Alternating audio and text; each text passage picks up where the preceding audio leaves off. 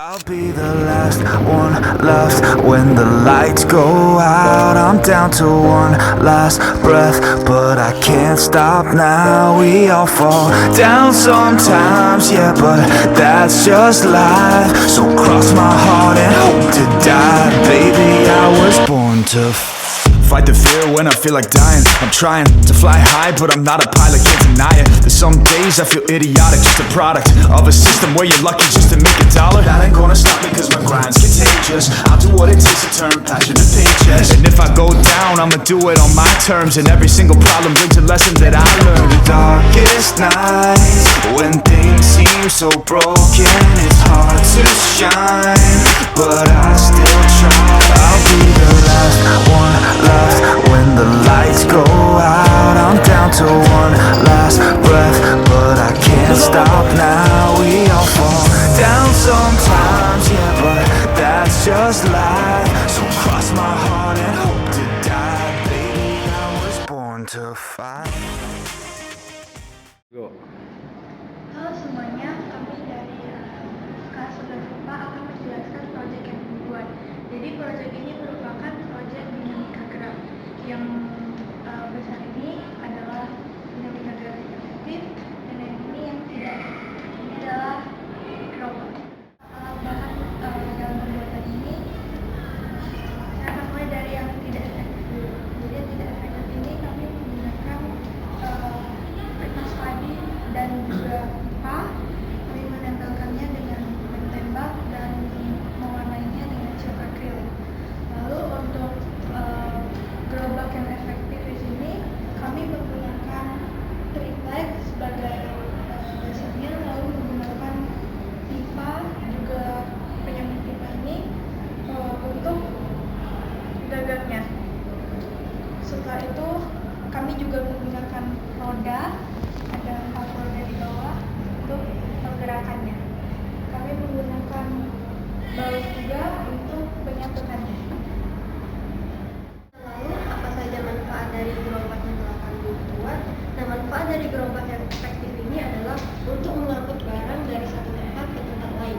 Nah, maksimum kapasitas dari gerobak ini adalah 100 kg. Dan apa saja yang bisa dibawa di gerobak ini ada banyak, seperti kardus, terus aqua, lalu kursi ini juga bisa. Lalu untuk gerobak yang tidak efektif ini, manfaatnya ini hanya sebagai salah satu contoh prototipe dari gerobak yang tidak efektif. Lalu bagaimana cara kami membuatnya? Saya akan mulai dari gerobak yang tidak efektif. Yang pertama, kami mempersiapkan alat dan bahan yang sudah dijelaskan tadi. Lalu kami memotong triplek ini sesuai dengan ukuran yang telah kami rencanakan. Lalu kami juga ngebor triplek ini untuk memasang rodanya. Lalu kami membuat penyangga untuk gagangnya. Lalu untuk yang gerobak tidak efektif ini hampir sama dengan gerobak yang efektif. Kami memotong kertas padi sesuai ukuran yang telah kami rencanakan. Lalu kami membuat rodanya juga dan gagangnya. Lalu kami tempelkan dengan lem tembak.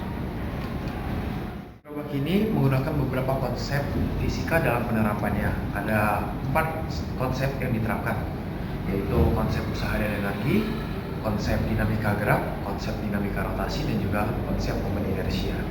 Nah, pada proses ataupun penerapan hukum-hukum fisika dalam penerapan pada gerobak ini menggunakan konsep usaha dan energi, di mana ketika kita memberikan gaya, baik itu pada saat kita mendorong ataupun kita menarik gerobak ini, maka gerobak ini dapat bergerak sesuai dengan tenaga yang kita berikan. Ketika saya mendorong gerobak ini dengan kekuatan kencang, maka gerobak ini bergerak dengan kekuatan yang kencang juga. Nah, pada saat saya mendorong ataupun menarik, gerobak ataupun pada gagang ini akan membentuk sebuah sudut ketika saya menarik ataupun mendorongnya. Ketika saya menarik sesuai dengan garis lurus seperti ini, maka kecepatannya juga akan mengikuti usaha dan energi yang saya berikan kepada gerobak ini.